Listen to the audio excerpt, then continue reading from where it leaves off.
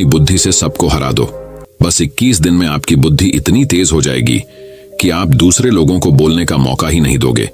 बस आपको गौतम बुद्ध ने बताएं, इन आदतों को अपने जीवन में अपनाना होगा। तो चलिए जानते हैं उन आदतों के बारे में। गौतम बुद्ध की कहानियों के माध्यम से 10 आसान आदतें जो 21 दिन में आपको एक नया और बुद्धिमान इंसान बना देंगी। दोस्तों, कहानी शुरू करने से पहले कमेंट में नमो बुद्धाय लिखकर वीडियो को लाइक जरूर करें। तो चलिए शुरू करते हैं इस कहानी को। एक गुरु अपने शिष्यों को प्रवचन दे रहे थे। वो बोल रहे थे कि हजारों मील का सफर भी सिर्फ एक ही कदम से शुरू होता है। देखा जाए तो अपनी जिंदगी में लक्ष्य हम सभी तय करते हैं, अपने लिए ख्वाब बुनते हैं, खुद को लेकर कई सारे सपने भी देखते हैं, लेकिन अपने लक्ष्य, अपनी मंजिल के पीछे भागने की बजाय ज्यादातर लोग अपने उन ख्यालों के पीछे भागते रह जाते हैं जिनका शायद सच्चाई से कोई वास्ता ही नहीं है, जो सिर्फ उनके दिमाग की एक उपज है।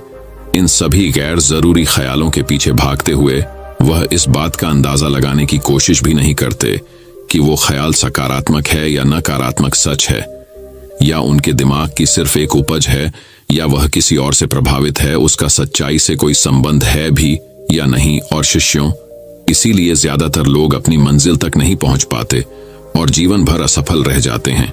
गुरु यह सब बोल ही रहे थे कि तभी एक शिष्य खड़ा होता है और गुरु से कहता है, गुरुदेव, आपने ये तो बता दिया कि ज्यादातर लोग असफल क्यों होते हैं, लेकिन क्या आप हमें यह बता सकते हैं कि हम सफल कैसे हो सकते हैं?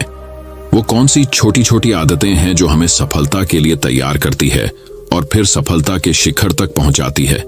गुरु ने शिष्य का पूरा प्रश्न बड़े ध्यान से सुना और फिर हाथ के इशारे से उसे बैठने का आदेश देते हुए अपने सभी चीजों से कहा, जीवन में सफल होने के लिए सिर्फ जोश और इच्छा शक्ति का होना ही आवश्यक नहीं है, क्योंकि ये दोनों चीजें सिर्फ हमें प्रेरित करके हमसे काम की शुरुआत करवा सकती है, लेकिन पूरे जोश और उत्साह के साथ लंबे समय तक अपने लक्ष्य पर टिके रहने और दूर के बड़े लक्ष्यों को हासिल करने के लिए हमें उन आदतों को अपनी रोजमर्रा के जीवन का हिस्सा बनाना पड़ेगा जो व्यक्ति को सफलता के लिए तैयार करती है और उसे सफल बनाती है। तो आज मैं आपको 10 ऐसी आसान आदतों के बारे में बताऊंगा जिनको अगर आपने अपने जीवन का हिस्सा बना लिया तो सिर्फ 30 दिनों में आप अंदर से एक बिल्कुल ही अलग इंसान बन जाएंगे और खुद के भीतर एक गजब की सकारात्मक ऊर्जा और जो उसको महसूस करेंगे जो आपको सफलता के शिखर तक पहुंचाएगी। तो उन सफल आदतों की श्रेणी में पहली आदत है, अपने दिन की शुरुआत धन्यवाद के भाव के साथ करेंगे। सुबह जैसे ही आपकी आंख खुले तो कुछ भी सोचने से पहले, कुछ भी करने से पहले, बिस्तर से उठने से पहले अपने दोनों हाथों को जोड़कर आसमान की तरफ देखते हुए जिसकी शक्ति पर आप विश्वास करते हैं उसका आह्वान करते हुए उन 3-4 चीजों को याद कीजिए जिसके लिए आप ईश्वर की उन 3-4 लोगों, चीजों या घटनाओं के लिए ईश्वर का आभार व्यक्त कीजिए जिनकी वजह से आपके जीवन में बेहतरी आई है, आप ज्यादा खुशहाल और समृद्ध हुए हैं। ज्यादातर मौकों पर हमारे जीवन में, हमारे घरों में, हमारे परिवारों में, हमारे आसपास के माहौल में एक ही वो इंसान होता है जो हमारे सबसे ज्यादा दुख हो और परेशानियों का कारण होता है, लेकिन हमारे आसपास 99% लोग अच्छे होते हैं। हमारे जिंदगी में 99% चीजें बहुत अच्छी है, लेकिन अगर हम बुरे इंसान पर, बुरी घटनाओं पे, बुरी परिस्थितियों पे, बुरे परिणामों पर ध्यान देंगे तो फिर पूरा दिन हमें उस तरह की चीजें और मिलेंगी।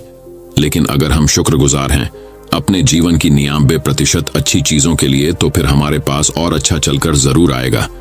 ये जो आभार व्यक्त करने की आदत है, ये हमारी मानसिकता को सुबह सुबह ही बदल कर रख देती है और सकारात्मक तरीके से अपने दिन की शुरुआत करने में मदद करती है। इस अभ्यास को करने में बहुत थोड़ा सा ही समय लगता है, लेकिन यह आपके पूरे दिन के काम करने के तरीके, आपकी मानसिकता और आपके विचारों को पूरी तरह से बदल कर रख सकती है। सफल आदतों की श्रेणी में दूसरी आदत है, आपको हर दिन व्यायाम जरूर करना चाहिए। आप चाहे दौड़ लगाए, कसरत करें, योगासन करें या फिर प्राणायाम, लेकिन आपको हर सुबह कोई ना कोई ऐसी क्रिया जरूर करनी है जिसमें आपके शरीर को मेहनत करनी पड़े, उसे पसीना बहाना पड़े। यह इंसानी शरीर बना ही मेहनत करने के लिए है। इसे हर समय आराम देने से यह निष्क्रिय, कमजोर और रोगग्रस्त हो जाता है। व्यायाम करना न सिर्फ आपके शरीर को फायदा पहुंचाता है, बल्कि ये आपके दिमाग और आपके मानसिक क्षमताओं को बढ़ाने में भी कमाल करता है। रोज व्यायाम करने से आपका शरीर और मन मजबूत होता है। आपके अंदर एक अलग ही आत्मविश्वास और तेज का जन्म होता है, जो आपकी सफलता की राह में आपके सहायक बनते हैं।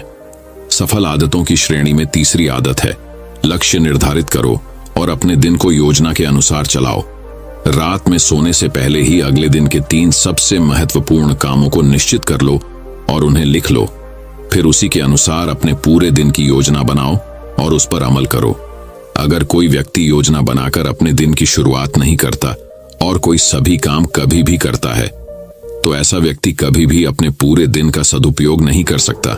हालांकि ज्यादातर लोगों को पता होता है तो उनके लिए कौन सा काम महत्वपूर्ण है और कल उन्हें कौन सा काम करना चाहिए, लेकिन फिर भी वो लोग उस काम को पूरा नहीं कर पाते और उसे टालते रहते हैं।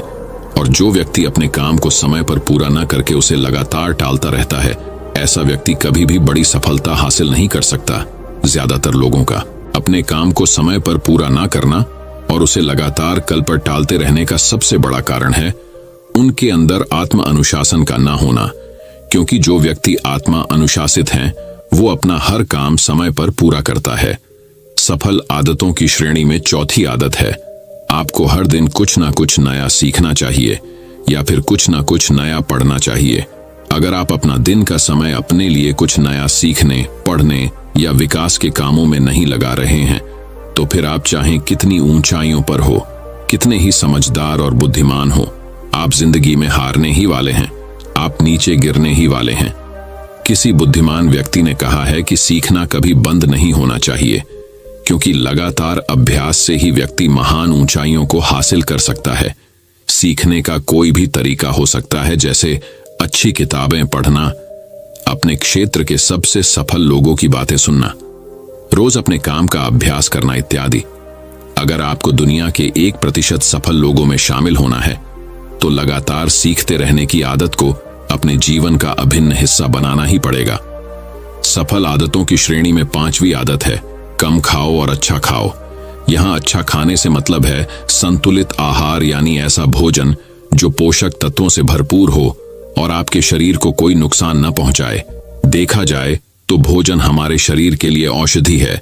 भोजन शरीर के लिए सब कुछ है, क्योंकि शरीर को औषधि तो हम कभी कभार ही देते हैं, लेकिन इसे भोजन हर दिन देते हैं। तो हमारा शरीर कैसा होगा, ये हमारे भोजन की गुणवत्ता और उसकी मात्रा पर निर्भर करता है, क्योंकि शरीर को चलाने वाले सारे पोषक तत्व भोजन से ही मिलते हैं। इसीलिए कोई ऐसा भोजन मत करो जिसमें कोई पोषक तत्व ही ना हो और जिसे पचाना हमारे शरीर के लिए बोझ बन जाए। ज्यादा तला भुना और बासी भोजन मत खाओ। 3 सफेद झरों से जितना हो सके उतनी दूरी बना लो। पहला सफेद जहर है चीनी, दूसरा सफेद जहर है नमक और तीसरा सफेद जहर है मैदा। चीनी और मैदा से तो हमारे शरीर को कोई भी पोषक तत्व नहीं मिलता और इन्हें पचाना भी शरीर के लिए बहुत मुश्किल होता है। इसलिए इनका सेवन कम से कम करो। भोजन मन भरने के लिए नहीं, पेट भरने के लिए करो। जब भूख लगी तभी भोजन करो और हमेशा अपनी भूख से थोड़ा सा कम खाओ। रात में जितना जल्दी हो सके उतना जल्दी भोजन करने का प्रयास करो। अपने आहार में जीवित भोजन जैसे फल, हरी सब्जियां, साबुत अनाज, सूखे मेवे भी इत्यादि का सेवन जरूर करो। सुबह उठते ही खाली पेट पानी पियो। भोजन करने से पहले पानी पियो, लेकिन भोजन करने के तुरंत बाद पानी कभी मत पियो। भोजन हमेशा शांतचित्त और प्रसन्न मन के साथ करो और भोजन ग्रहण करते समय उसका पूरा आनंद लो। हम जैसा अपने शरीर को भोजन देते हैं, यह उसी के अनुसार काम करने लगता है। इसीलिए अपने भोजन और उसकी गुणवत्ता का ध्यान रखो। सफल आदतों की श्रेणी में 6ठी आदत है, उनके साथ हर दिन थोड़ा सा समय बिताओ जो आपसे सच्चा प्रेम करते हैं, आपकी परवाह करते हैं, जैसे आपके माता पिता, भाई बहन या फिर आपके सच्चे मित्र। ये एक आदत आपके परिवार में खुशी और शांति लाती है। परिवारजनों के बीच प्रेम और एकता बढ़ती है, जिससे आप ज्यादा खुश और शांत रहने लगते हैं। पारिवारिक तनाव कम होने की वजह से अपने जरूरी कामों पर ज्यादा ध्यान दे पाते हैं और ज्यादा अच्छे परिणाम हासिल कर पाते हैं। सफल आदतों की श्रेणी में 7वीं आदत है, हर दिन थोड़ा सा समय खुद के लिए भी निकाले और इस थोड़े से समय में आपके साथ कोई और नहीं होना चाहिए। ये आपका अपना समय है जिसमें आप अकेले एकांत में रहेंगे, खुद के बारे में चिंतन करेंगे, खुद की अच्छाइयों और बुराइयों के बारे में विचार करेंगे, अपने भविष्य के बारे में सोचेंगे, अपने काम के बारे में सोचेंगे, अपने भीतर उतरने का प्रयास करेंगे। इन एकांत के पलों का उपयोग आप खुद को और भी बेहतर तरीके से जानने और समझने में करेंगे। इस समय आप खुद की कमियों के बारे में विचार करेंगे और उन्हें कैसे ठीक कर सकते हैं, इस पर मंथन करेंगे। सफल आदतों की सूची में 8वीं आदत है समय का सही प्रबंधन करना, उसका सही उपयोग करना। जिंदगी दिनों, महीनों और सालों में गिनी जाती है, तो जिसने अपना दिन संभालना सीख लिया उसका महीना संभल जाएगा, और जिसने अपने महीने संभालने सीख लिए उसके साल संभल जाएंगे, और जिसके साल संभल गए उसकी पूरी जिंदगी संभल जाएगी। इसीलिए अपने दिन को सही तरीके से संभालना सीख लो। जो सबसे महत्वपूर्ण काम है उन्हें सबसे पहले खत्म करो। जिंदगी के किसी भी क्षेत्र में देख लो, घंटे तो सबके पास 24 ही होते हैं, लेकिन इन्हीं 24 घंटों में कुछ लोग कमाल कर जाते हैं। अपने एक हैं जीवन में ना जाने कितने सारे काम कर जाते हैं, लेकिन दूसरी तरफ ज्यादातर लोग छोटे छोटे कामों में ही उलझे रह जाते हैं और जीवन भर यही कहते रहते हैं कि इस काम के लिए समय नहीं है, उस काम के लिए समय नहीं है। तो आखिर समस्या कहाँ है? समस्या है अपने समय का सही प्रबंधन न कर पाना। सफल आदतों की श्रेणी में 9वीं आदत है रात में जल्दी सोएं और सुबह जल्दी उठे। जो व्यक्ति सुबह जल्दी उठता है उसे कुछ अतिरिक्त समय मिल जाता है सबसे महत्वपूर्ण कामों को खत्म करने का, जैसे ध्यान का अभ्यास, व्यायाम, किताबें पढ़ना इत्यादि। सुबह जल्दी उठकर ध्यान का अभ्यास करने से दिन भर मन शांत और प्रसन्न रहता है। इसके साथ ही सुबह जल्दी उठकर काम शुरू करने से व्यक्ति का काम समय पर पूरा हो जाता है और वह बेवजह की चिंता और तनाव से बच जाता है। सुबह जल्दी उठकर काम खत्म करने से व्यक्ति के अंदर एक ऐसा अनुशासन जन्म लेता है जो उसे सफलता के शिखर तक पहुंचा सकता है। सफल आदतों की श्रेणी में 10वीं आदत है वीर्यनाश, धूम्रपान और मदिरापान से बचे। ये तीनों ही काम ऐसी बुरी लत है जो निश्चित रूप से आपको पीछे ले जाने वाली है। ये तीनों ही काम आपके मानसिक और शारीरिक स्वास्थ्य के लिए बहुत ही हानिकारक है। वीर्यनाश आपके तेज और कांति को खत्म करता है और साथ ही आपको शारीरिक व मानसिक रूप से कमजोर बनाता है। हालांकि इन तीनों ही चीजों को छोड़ना आसान नहीं होता, लेकिन अगर आप चाहे तो मजबूत इरादे और दृढ़ इच्छा शक्ति के बल पर इन्हें छोड़ सकते हैं, इनसे निजात पा सकते हैं। इतना कहने के बाद गुरु ने अपना प्रवचन समाप्त कर दिया और वह मौन हो गए। यह देखते ही सभी चीजें समझ गए कि अब यहां से जाने का समय हो चुका है। उन सब ने इस जानकारी के लिए गुरु का धन्यवाद किया और वहां से चले गए। तो दोस्तों, उम्मीद करता हूं आपको इस कहानी से एक अच्छी सीख मिली होगी। ये कहानी आपको कैसी लगी हमें कमेंट बॉक्स में कमेंट करके जरूर बताएं। अब चलिए दोस्तों, जानते हैं कि अपने बुद्धि को सबसे तेज और धारदार कैसे बनाएं। तो चलिए हमारे दूसरे कहानी की शुरुआत करते हैं। दूसरी कहानी बुद्धिमानी से जुड़ी गौतम बुद्ध की कहानी। एक गांव में एक लड़का था जिसका दिमाग बहुत तेज था। उसकी यह खासियत थी कि वह किसी भी चीज को बहुत ही आसानी और कम समय में सीख लेता था, जबकि उसी चीज को सीखने और समझने के लिए अन्य लोगों को काफी समय लग जाता था। लड़के की यह ख्याति दूर दूर तक फैल गई। सभी लड़के की तारीफ में कहने लगे कि उसके जितना बुद्धिमान कोई नहीं है। लड़का चित्रकारी, मूर्ति बनाना, गीत गाना जैसे अन्य कई चीजों को जानता था। अपनी प्रसिद्धि को बढ़ाने के लिए वह अन्य काम और चीजों को भी सीखने लगा। इस तरह से उसे अपनी बुद्धिमत्ता पर अहंकार हो गया, क्योंकि वह साधारण व्यक्ति होकर कई असाधारण काम भी आसानी से करने लगा था। एक दिन लड़के का सामना भगवान गौतम बुद्ध से हुआ। लड़के को खुद पर खूब अहंकार था और इस कारण उसे किसी से ईर्ष्या नहीं होती थी, क्योंकि वह खुद को ही श्रेष्ठ समझता था। लेकिन पहली बार उसे गौतम बुद्ध को देख ईर्ष्या हुई और वह अपनी तुलना बुद्ध के साथ करने लगता है। वह देखता है कि बुद्ध के पास भिक्षा मांगने के लिए एक कटोरा है और उसके पास अपार धन। बुद्ध ने साधारण वस्त्र धारण किए थे और उसके वस्त्र कीमती थे। बुद्ध नंगे पैर थे और वह नंगे पांव जमीन पर पैर भी नहीं रखता था। इस तरह से लड़का एक नहीं बल्कि कई चीजों से गौतम बुद्ध के साथ अपनी तुलना करने लगा। हर चीज से तुलना करने के बाद वह मन ही मन सोचता है कि आखिर मैं इस भिक्षु के साथ अपनी तुलना क्यों कर रहा हूं, जबकि इसका और मेरा जीवन बिल्कुल अलग है। वहां मौजूद सभी लोग गौतम बुद्ध का सम्मान कर रहे थे। लड़का सोचने लगा कि आखिर इनमें ऐसा क्या है जो मुझ में नहीं है, जिस कारण मेरे भीतर इनके प्रति ईर्ष्या पैदा हो गई। अपने मन में चल रही जिज्ञासा को शांत करने के लिए वह बुद्ध के पास जाता है। तो आखिर वास्तव में कौन है बुद्धिमान? बुद्ध के पास जाकर वह कहता है, मैं इस गांव का सबसे बुद्धिमान व्यक्ति हूं और आप अपने आसपास जो भी देख रहे हैं मैं वह सब करना जानता हूं। मैं किसी भी कार्य को बहुत कम समय में सीख लेता हूं, इसलिए सभी लोग मेरा सम्मान करते हैं। लेकिन फिर भी आपको देख मेरे भीतर ईर्ष्या पैदा हो गई, इसलिए मैं जानना चाहता हूं कि आपकी उपलब्धि क्या है। सभी आपको इतना आदर सम्मान क्यों दे रहे हैं? लड़के के सवाल का जवाब देते हुए बुद्ध कहते हैं, मेरी कोई उपलब्धि नहीं है, लेकिन तुम कह सकते हो कि मेरी यही एक उपलब्धि है। बुद्ध लड़के से पूछते हैं, क्या तुम्हें निंदा अच्छी लगती है? लड़का कहता है कि भला किसे निंदा अच्छी लग सकती है? बुद्ध कहते हैं कि जो तुम्हें अच्छा और बुरा लगता है मैं इनसे भी ऊपर हूं। मुझे ना निंदा सताती है और ना अपनी प्रशंसा से प्रसन्न होता हूं। यही अंतर है तुम में और मुझ में। बुद्ध कहते हैं, तुमने सैकड़ों काम सीखे लेकिन सबसे जरूरी काम को सीखना भूल गए। लड़का पूछता है, कौन सा काम? अब इस प्रकार बुद्ध ने दिया बुद्धिमान होने का ज्ञान। बुद्ध कहते हैं कि क्या तुम्हें मन को नियंत्रण करना आता है? ये बात सुनकर लड़का समझ जाता है कि उसे बुद्ध से ईर्ष्या क्यों हुई। बुद्ध कहते हैं, जिसने संपूर्ण जगत जीत लिया लेकिन अपने मन को नहीं जीत पाया, उसने कुछ भी नहीं जीता। वहीं जिसने अपने मन को जीता लेकिन अपना सब कुछ गंवा दिया, फिर भी उसने सब कुछ जीत लिया। बुद्ध की यह बात सुन लड़के का अहंकार टूट गया। उसने बुद्ध से कहा कि क्या आप मुझे अपने मन को जीतना सिखा सकते हैं? बुद्ध कहते हैं, जरूर, लेकिन इसके लिए मैं तुम्हारी सभी उपलब्धियां छीन लूंगा। लड़का कहता है, मैं तैयार हूं। इसके बाद से ही लड़का ध्यान लगाने लगता है, क्योंकि ध्यान से ही मन को वश में किया जा सकता है। तो दोस्तों, अब चलिए बढ़ते हैं हमारे तीसरी कहानी की तरफ। तीसरी कहानी, दिमाग की धार को कैसे तेज करे। लगभग हम सभी लोग जानते हैं और साइंस भी यह सिद्ध कर चुका है कि हम हमारे दिमाग का मैक्सिमम 10% ही यूज कर पाते हैं और इसमें से ज्यादातर हमारा दिमाग बचपन में ही सब कुछ सीखता है और सबसे ज्यादा एक्टिव रहता है, क्योंकि हम हर रोज कुछ न कुछ नया कर रहे होते हैं।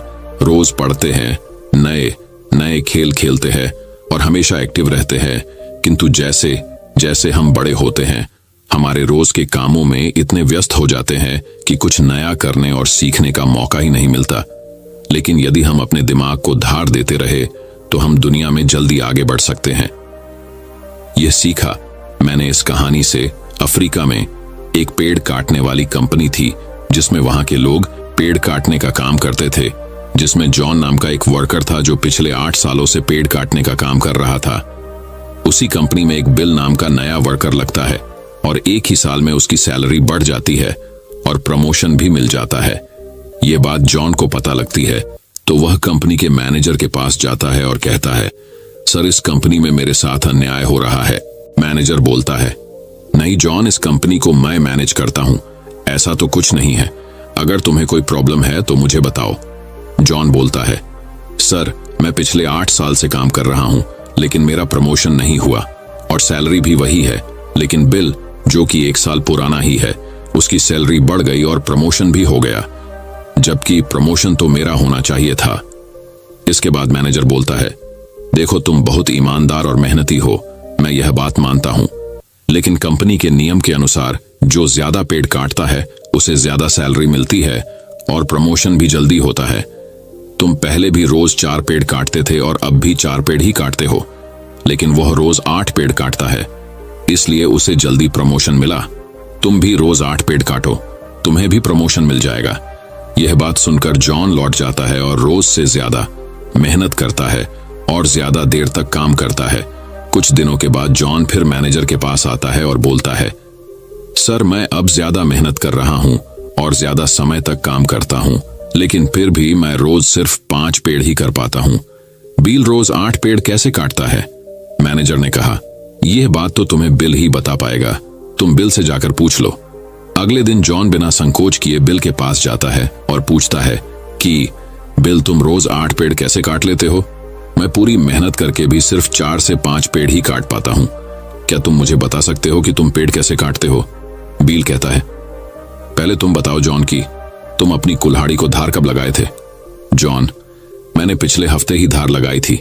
बिल कहता है, मैं हर पेड़ काटने के बाद 2 मिनट का समय निकालता हूं और अपनी कुल्हाड़ी को धार देता हूं, और जो पेड़ तुम 2 घंटे में काटते हो वह मैं 1 घंटे में ही काट देता हूं।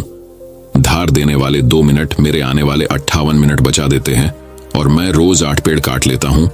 यह सुनकर जॉन बिल को धन्यवाद देते हुए चला जाता है।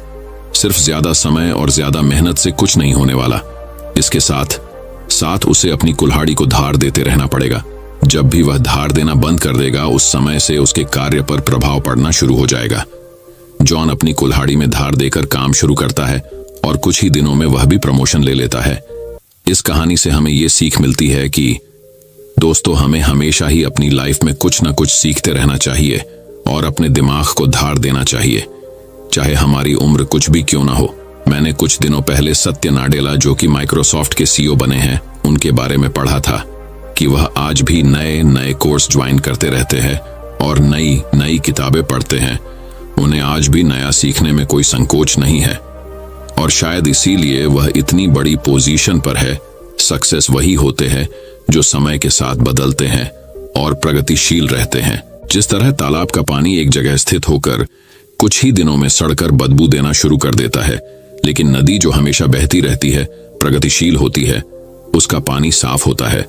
उसी तरह से जो लोग नई नई चीजें पढ़कर और सीखकर अपने दिमाग को धार देते हैं, वही दुनिया में आगे बढ़ते हैं। तो दोस्तों, चलिए बढ़ते हैं हमारे चौथी कहानी की तरफ। चौथी कहानी, दोस्तों, बहुत समय पहले की बात है का चंदनपुर नाम का एक राज्य हुआ करता था। चंदनपुर का राजा बड़ा ही दानी और प्रतापी था। उसके राज्य में सब खुशहाल थे, पर राजा एक बात को लेकर बहुत चिंतित रहा करता था कि धर्म व दर्शन पर लोगों के विचारों में सहमति क्यों नहीं बनती। एक बार राजा विभिन्न धर्मों के उपदेशकों को आमंत्रित किया और एक विशाल कक्ष में सभी को एक साथ रहने का प्रबंध करते हुए कहा, अब अगले कुछ दिनों तक सब एक साथ रहेंगे और आपस में विभिन्न धर्मों और दर्शनों पर विचार विमर्श करेंगे, और जब सभी के विचार एक मत हो जाएंगे तो मैं आपको ढेरों उपहार देकर यहां से विदा करूंगा। और ऐसा कहते हुए राजा वहां से चला गया। कक्ष में घोर विचार विमर्श हुआ। सभी अपनी अपनी बात समझाने में लगे रहे, पर कुछ दिन बीत जाने पर भी वे एक मत नहीं हो पाए।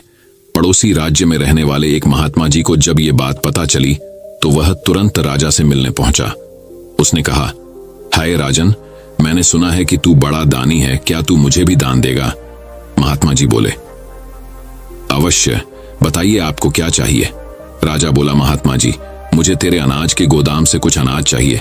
राजा, जी बिल्कुल, आप मेरे साथ आइए। राजा उन्हें गोदाम तक ले गया।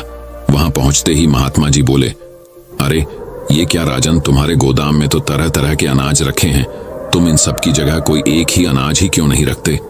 राजा को यह सुन थोड़ा अचरज हुआ और वह बोला, यह कैसे संभव है? अगर मैं गेहूं, चावल, दाल इत्यादि की जगह बस एक अनाज ही रखूंगा तो हम अलग अलग स्वाद और पोषण के भोजन कैसे कर पाएंगे? और जब प्रकृति ने हमें इतने ढेर सारे अन्न दिए हैं तो बस किसी एक अन्न का ही प्रयोग करना कहाँ की बुद्धिमानी है? महात्मा बोले, बिल्कुल सही राजन, जब तुम विभिन्न अनाजों की उपयोगिता एक से नहीं बदल सकते तो भला विभिन्न धर्मों के विचारों और दर्शनों को एक कैसे कर सकते हो? सबकी अलग अलग उपयोगिता है और वे समय समय पर मनुष्य का मार्गदर्शन करते हैं।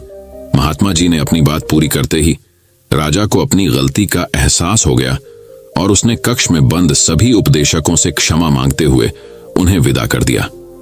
दोस्तों, यदि पूरी मानव जाति बिल्कुल एक जैसा ही सोचती तो हम कभी इतनी प्रगति नहीं कर पाते। हमारे विचार ही हमें दूसरों से अलग बनाते हैं। अगर कभी आपका विचार औरों से मेल ना खाए तो इसमें घबराने की जरूरत नहीं, बल्कि यह देखने की जरूरत है कि पूरी पिक्चर में आपका विचार कहां फिट हो सकता है। और दूसरी तरफ यदि किसी और का विचार अब से मेल ना खाए तो उस पर नाराज होने की बजाय ये समझने का प्रयास करना चाहिए कि उसकी सोच का कहां और कैसे यूज किया जा सकता है। तो अब दोस्तों, चलिए बढ़ते हैं हमारे 5वें कहानी की तरफ।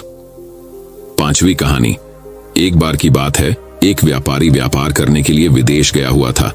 वहां उसका कारोबार बहुत अच्छा चल रहा था। वह धन कमाने में इतना व्यस्त हो गया था कि उसे समय का भान ही न रहा।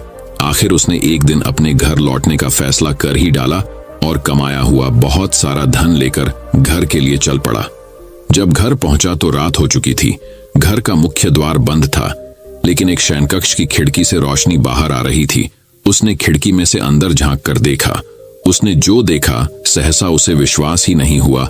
उसे अपने पैरों के नीचे से जमीन खिसकती हुई प्रतीत होने लगी। उसने देखा कि शयन कक्ष में उसकी पत्नी के पास एक युवक भी लेटा हुआ है। ऐसी स्थिति में उसका अपनी पत्नी के चरित्र पर संदेह होना अस्वाभाविक नहीं था। व्यापारी ने विचार किया कि ऐसे घर में रहने का क्या औचित्य हो सकता है जहां ऐसी स्त्री हो। उसने फौरन निर्णय लिया कि पत्नी और उसके पास लेटे युवक को मारकर चुपचाप वापस निकल जाऊंगा और अलग घर बसाने का प्रयास करूंगा। तभी उसकी नजर शयन कक्ष की दीवार पड़ी जहां एक श्लोक लिखा था। उसने उस श्लोक को पढ़ा। श्लोक में लिखा था, सहसा विदधीत न क्रियाम विवेक परमापदाम पदम वृणुते ही विमृश्य कारणम गुण लुब्ध स्वयमेव संपद। अर्थात किसी कार्य को बिना विचारे एकाएक नहीं करना चाहिए, क्योंकि सोच विचार न करना बड़ी विपत्तियों का कारण है। जितनी भी प्रकार की संपत्तियां हैं, सोच समझकर कार्य करने वाले व्यक्तियों के गुणों से आकर्षित होकर स्वयं ही उसके पास आ जाती हैं, उसे समृद्ध कर देती हैं। ये पढ़ते ही व्यापारी ने अपना निर्णय बदल दिया और घर का दरवाजा खटखटाया। पत्नी ने दरवाजा खोलने से पहले काफी पूछताछ की और जब वह पूरी तरह से आश्वस्त हो गई कि दरवाजा खटखटाने वाला उसका पति ही है, तो उसने शीघ्रता से दरवाजा खोल दिया। पति को देखकर पत्नी की प्रसन्नता की सीमा न रही। उसने फौरन युवक को भी जगाया और पति से कहा कि ये आपका पुत्र है, जो अब पूरे 20 वर्ष का हो गया है। 18 वर्ष पहले जब आप विदेश गए थे तो ये 2 साल का था। भावातिरेक में पिता की आंखों से आंसू बहने लगे। उसने पुत्र को हृदय से लगाकर प्यार किया। अब व्यापारी का संदेह खत्म हो चुका। दोस्तों में एक श्लोक के सार्थक संदेश ने न केवल उसे पुत्र हत्या होने के पाप से बचा लिया, अपितु उसकी गृहस्थी भी उजड़ने से बच गई। विमर्शकारिता अर्थात सोच समझकर कार्य करना व क्षिप्रकारिता अर्थात जल्दबाजी न करना महान गुण है। जीवन में भ्रांतियां अथवा समस्याएं उत्पन्न होना स्वाभाविक है। जब अचानक कोई भ्रांति उत्पन्न हो जाए अथवा समस्या आ खड़ी होती है तो हम घबरा जाते हैं और फौरन प्रतिक्रिया करते हैं। इससे कई बार समस्या सुधरने की बजाय और बिगड़ जाती है। अतः हमें कभी भी बिना पर्याप्त विमर्श किए कोई कार्य नहीं करना चाहिए। कहा गया है कि जल्दी का काम शैतान का होता है। जिस प्रकार से रोग का उपचार करने के लिए उसका सही निदान अनिवार्य है, उसी तरह से कोई समस्या हो अथवा भ्रांति को दूर करने के लिए भी पर्याप्त विचार विमर्श करना अत्यंत आवश्यक है। दोस्तों, मैं उम्मीद करता हूं कि यह कहानी सुनने से आपके जीवन में अच्छे बदलाव आए होंगे। आपको इस वीडियो से क्या सीखने मिला, ये कमेंट करके जरूर बताएं और अपने परिवार, दोस्तों या आपके करीबी इंसान के साथ ये कहानी शेयर करके उन्हें भी इस ज्ञान से परिचित करवाएं। बाकी अगर आपको यह वीडियो दिल से अच्छी लगी हो तभी इस वीडियो को लाइक कर देना, और आपने अब तक इस चैनल को सब्सक्राइब न किया हो तो चैनल को सब्सक्राइब भी जरूर कर देना। आपका हर दिन शुभ हो और खुशियों से आपका जीवन भरा रहे। धन्यवाद। नमो बुद्धाय।